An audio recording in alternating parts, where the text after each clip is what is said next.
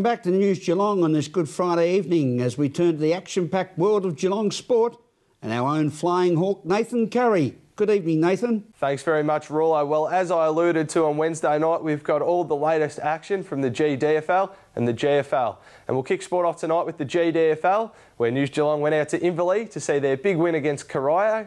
And we caught up with their coach, Shane Stone, after the match. Shane, good victory, good follow-up after a close encounter with East Geelong. That looks like they're going to be a very good side this year. You got the chocolates against Corio and had a good performance.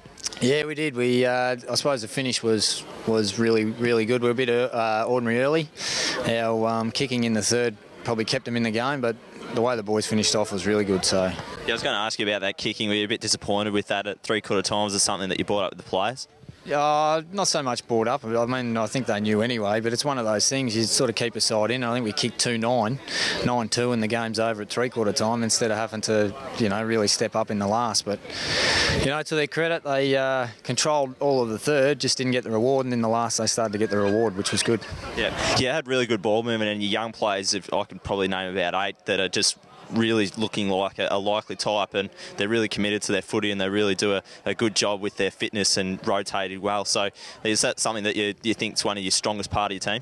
Yeah, definitely. We've we've focused a lot on our quick hands and running the ball quick. We've got we're lucky enough, Dean Muir and David Peel come back from the Falcons and Williamstown, and we've sort of just trained for them to run as hard as they can, and then when they need a spell, put the hand up, come off and have a quick break, and then get back into it again. But it's a really tight group. They've worked really hard over the summer, and it's going into the games at the moment. So, can you tell us about Ansell, just where he's from, and his vertical leap's obviously fantastic. He's really fitting in well to your team. Yeah, he has. He come from Queenscliff. He was at Queenscliff last year. He had a bit of injury problems down there, but he's originally come from over the west. I think he played in the Waffle with one of the sides there for a little while, and then over in the west country footy. So he's moved out to Teesdale. So we were lucky to get him, and he's been fantastic. He gives you such a good target coming forward, and we haven't really seen the best of him yet. He's probably dropped a few that he should have held on to today, and the boys are still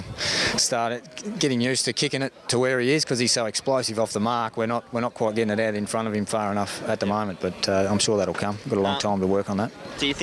Are you looking forward to the bye, or do you think it's something that will sort of hamper your form at the moment? Yeah, no, I don't think it'll hamper our form. We're looking forward to it. I mean, we knew we had a pretty tough run early. We had the two big sides first up, and then this one probably backing up after East to finish the way that we did was really good. And I think now, we look forward to the bye and freshen the guys up and get ready for Thompson straight after. Thanks very much, Shane. Well, we'll turn now to the GFL. And as you can see beside me, News Geelong, we're down in Colac to see Newtown and Chilwell's come from behind victory against the Tigers.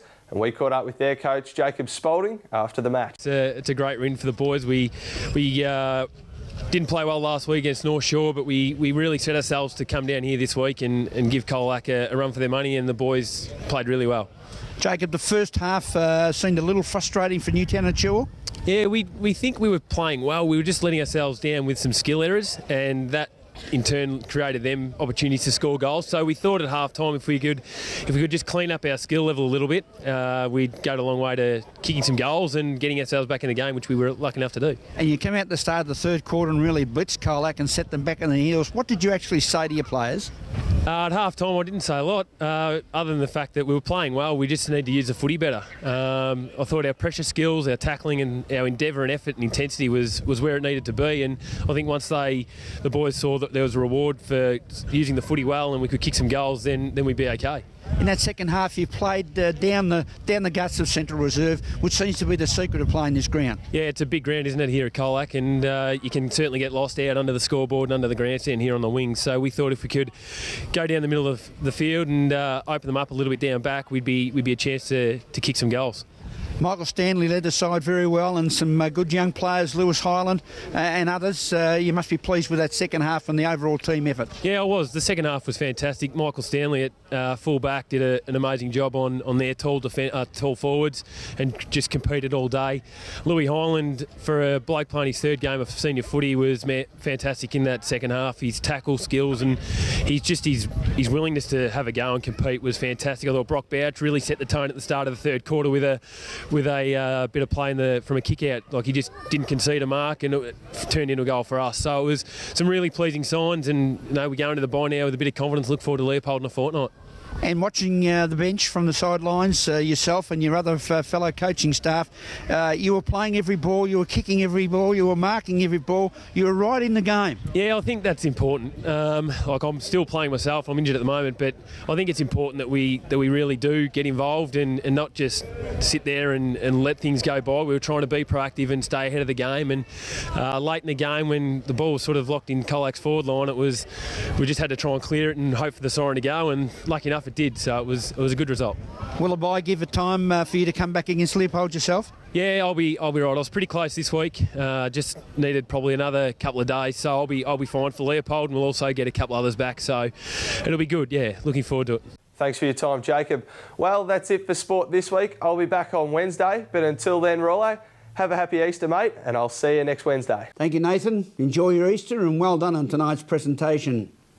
And now to the latest weather information with this lovely, sparkling Lani Salathiel. Good evening, Lani. How does the Easter weather look? Thank you, Graham, and good evening to all our viewers. Autumn is all around Geelong as the weather remains still and cool. Let's look at the expected forecast for the Easter period over the next 5 days.